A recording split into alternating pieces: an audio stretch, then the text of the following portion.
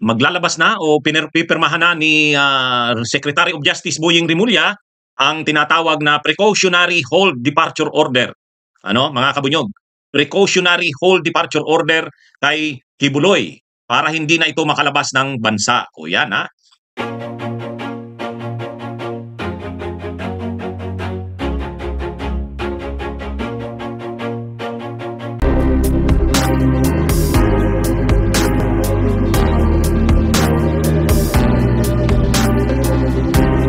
Ano na, pasikip ng pasikip ang mundo ni Kibuloy ha?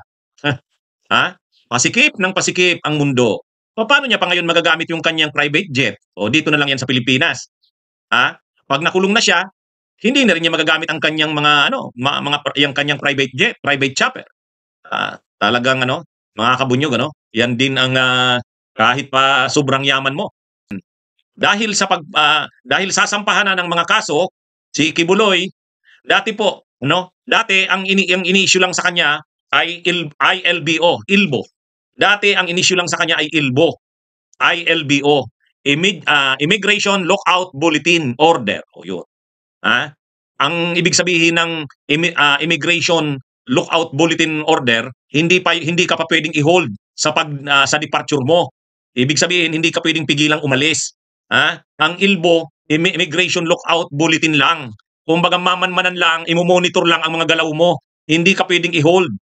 Pero dito, mayroon ng hold departure order na ilalabas. Precautionary hold departure order. O yan. Ano na ito? Malinaw naman ang ibig sabihin ng Yung una kasi, immigration lockout bulletin. Lockout. Pinapa-lockout, pinapabantay ang mga immigration na manmanan, i-monitor ang mga galaw ni Kibuloy. I-report kung ano na ang mga galaw nito. Pero hindi siya pwedeng pigilan kasi ILBO lang yun Immigration Lockout Bulletin Order lang.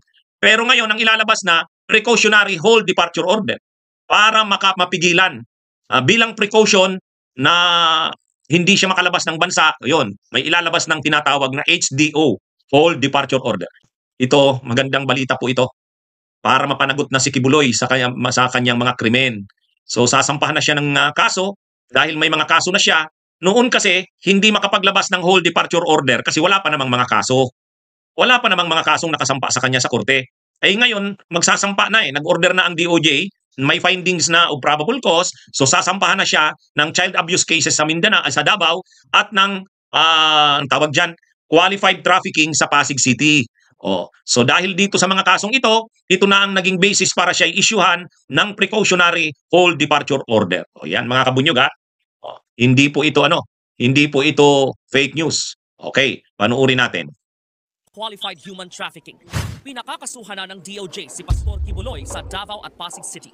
Pinag-aralan namin ng gusto at ang lumalabas talaga rito ay meron talagang kailangang panagutan si Pastor Apollo Kibuloy at ang kanyang mga kasama sa isang complainant po, sa isa pong nagre-reklamong nung panahon na yun ay menor de edad. Mabuti na ho na magkaroon din ng hustisya yung humihingi ng hustisya sapagkat napakatagal na panahon na po ito nangyari.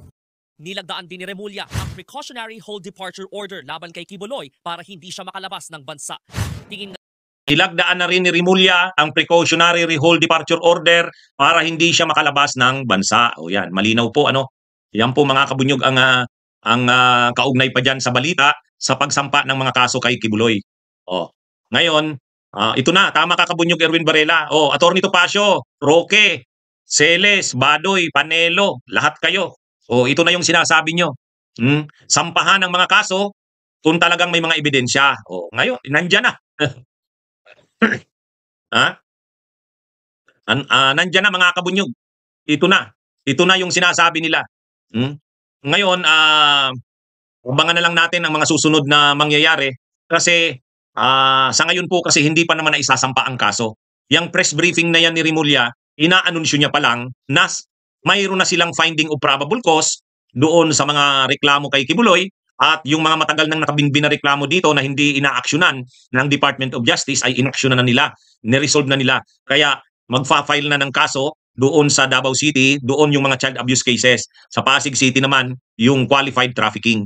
Ngayon, mga kabunyog, pero sabi ni Secretary of Justice Boying Rimulya, pag na-file na yung mga kaso, susulat sila sa Korte Suprema, hihilingin nila na yung kasong nakasampa sa Davao ay dito rin dinigin sa Manila, sa NCR. Bakit? Para naman sa kaligtasan, seguridad ng mga nagrereklamo at saka yung mga testigo. Kasi alam naman natin pag sinabi mong Davao, teritoryo ni Digong yan at saka ni Kibuloy. Baka anong gawin sa mga private complainants at saka sa mga witnesses nila. So yan mga kabunyog ha. Yung qualified trafficking ay non-bailable. No bail po yun. Kaya pag nag-issue ng warrant of arrest doon at na-aresto si Kibuloy, kulong siya. Pwede siyang mag-petition for bail. Pero matagal na proseso yan.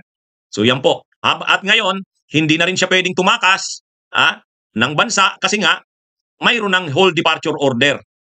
Maliban na lang kung dadaan siya doon sa backdoor, doon sa may saan bang ruta yan papuntang Malaysia, doon sa Sabah. Kung doon siya dadaan. Kapag ganun yung naging ruta niya, ganun yata yung ginawa noon ni di ba? Ni sino yan? Ni Lacson. Si Lacson noong may kaso din nung nakasuhan din nung panahon ni Gloria Arroyo. Kaaway kasi ni Lacson noon si Mike Arroyo. Yung asawa ni Gloria. Kaya tumakas noon si Lacson. Nung tumakas noon si Lacson, doon dumaan sa backdoor. Yung ruta ng Tawi-Tawi ba yan? Zamboanga. Doon. Baka doon siya dumaan. From Zamboanga to Malaysia. Tapos kung saan from Malaysia to kung saan na siya? China ba? China.